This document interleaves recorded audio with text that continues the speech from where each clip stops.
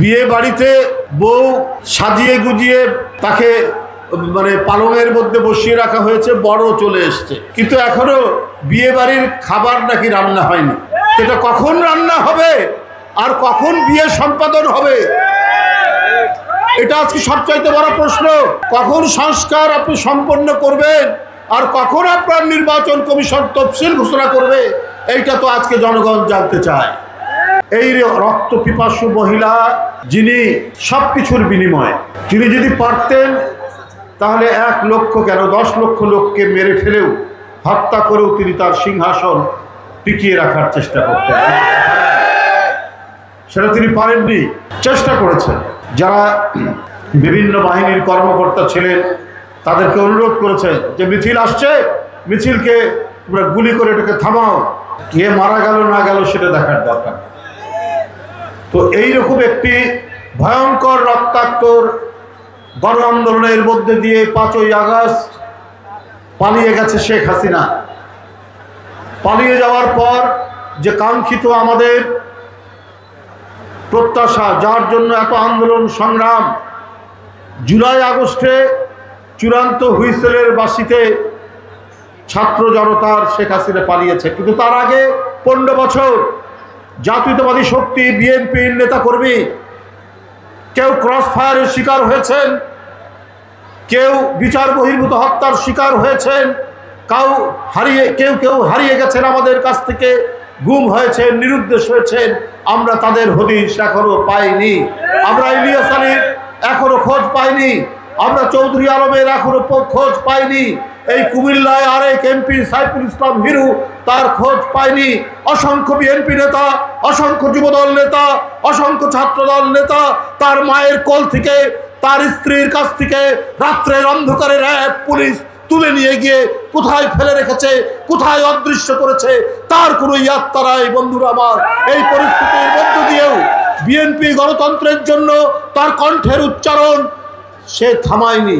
সে একইভাবে কথা বলে গেছে, বলে গেছে যে আমরা যে গণতন্ত্রে মানুষের নিরাপত্তা, মানুষের কথা বলা, মানুষের চলাচল প্রত্যেকটি নিহিত রয়েছে, যেমন যে গণতন্ত্রে জনগণের ক্ষমতা নিশ্চিত থাকে, সেই জনগণের ক্ষমতা শেখ হাসিনা ভোর রাতের ডাকাতের মতো তিনি কেড়ে নিয়ে তিনি তার অবৈধ রাজ সিংহাসন তিনি টিকিয়ে রাখার চেষ্টা করেছিলেন।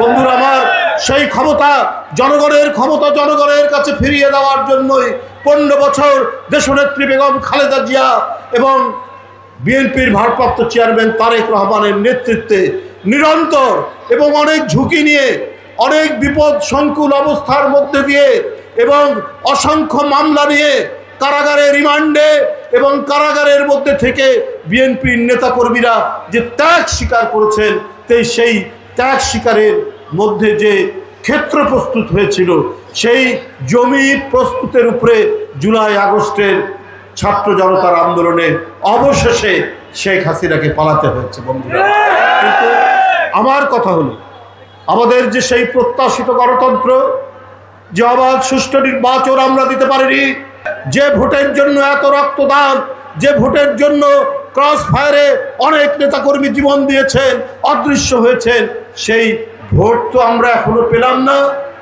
আমরা সেই অবাধ সুষ্ঠু নির্বাচন আমরা তো পেলাম না।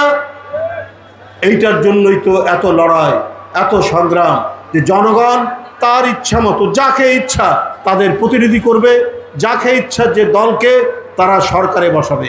এই যে ক্ষমতা, এই ক্ষমতা জনগণের কাছ থেকে কেড়ে নেওয়া হয়েছে, কিন্তু সেটা এখনো ফিরে আসছে না কেন? সেটা নিয়ে এত গড়িমসি কেন? সংস্কারের কথা বলছেন, আগে সংস্কার সম্পন্ন করবে। কখন সম্পন্ন করবে? কিভাবে সম্পন্ন করবে? সংস্কার তো কখনোই আপনার একটা পুরনো 400 বছরের পুরনো বট গাছের মতো এক জায়গায় দাঁড়িয়ে থাকে না। সংস্কার আপনার পদ্মা নদীর পানির মতো, মেঘনা নদীর পানির মতো, বঙ্গোপসাগরের স্রোতের মতো সংস্কার এগিয়ে চলে যুগে যুগে এবং সময়ে সময়ে যখন জনগণের যে প্রয়োজন, সেই প্রয়োজন অনুযায়ী সংস্কারের স্রোত অব্যাহত থাকে। সংস্কার একটা নির্দিষ্ট সময়ের জন্য নয়। বন্ধুরা আমার, আপনি কবে সংস্কার শেষ করবেন কি সংস্কার করবেন? এই যে সংস্কারের কথা বলছেন, কমিশন করেছেন, রাজনৈতিক দলের সাথে ঐক্যবদ্ধ হবে, সেটা কবে হবে? সেইটা কবে হবে সেই কথা তো আপনি কিছু বলছেন না।